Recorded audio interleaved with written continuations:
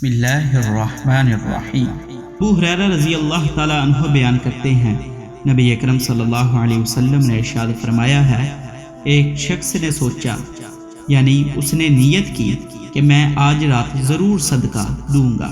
وہ صدقے کے مال کو لے کر نکلا اور لا علمی میں کسی چور کو دے دیا۔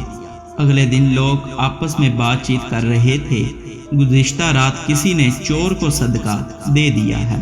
تو اس شخص نے دل میں کہا، اے اللہ، ہر طرح کی حمد تیرے لیے مخصوص ہے، اگرچہ میرا صدقہ چور کے پاس پہنچ گیا ہے، لیکن میں پھر بھی دوبارہ صدقہ کروں گا۔ اگلے دن وہ صدقے کا مال لے کر نکلا اور لا علمی میں ایک زنا کرنے والی عورت کو دے دیا۔ اگلے دن لوگ بات چیت کر رہے تھے کہ گزشتہ رات زنا کرنے والی عورت کو کسی نے صدقہ دے دیا۔ تو اس شخص نے کہا، اے میرے پروردگار، ہر طرح کی حمد تیرے لیے خاص ہے، اگرچہ میرا صدقہ ایک زنا کرنے والی عورت کے پاس چلا گیا، پھر بھی میں ضرور صدقہ کروں گا۔ تیسری رات اس نے صدقے کا مال لیا اور کسی خوشحال شخص کو دے دیا۔ اگلے دن لوگ بات چیت کر رہے تھے، گزشتہ رات کسی نے ایسے شخص کو صدقہ دے دیا جو خوشحال تھا اور اس پر تو صدقہ لگتا ہی نہیں تھا۔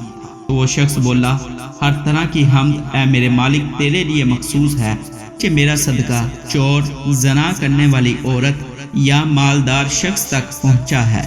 تو اس شخص سے کہا گیا کہ تم نے چور کو جو صدقہ دیا تھا تو ہو سکتا ہے کہ اس کی وجہ سے وہ شخص چوری سے بچ گیا ہو، اور زنا کرنے والی عورت کو جو صدقہ دیا تھا تو ہو سکتا ہے کہ اس کی وجہ سے وہ زنا کرنے سے بچ گئی ہو، اور جو صدقہ خوشحال شخص کو دیا تھا تو ہو سکتا ہے اس نے عبرت حاصل کی ہو اور بھی وہ اللہ تعالیٰ کے دیے ہوئے مال میں سے خرچ کرنے لگے۔ روایت امام مسلم، امام بخاری اور امام ترمذی نے نقل کی ہے۔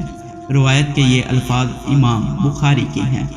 مسلم اور ترمذی کی روایت میں یہ الفاظ ہیں، صدقہ کرنے والے شخص سے کہا گیا، تمہارا صدقہ قبول کر لیا گیا ہے۔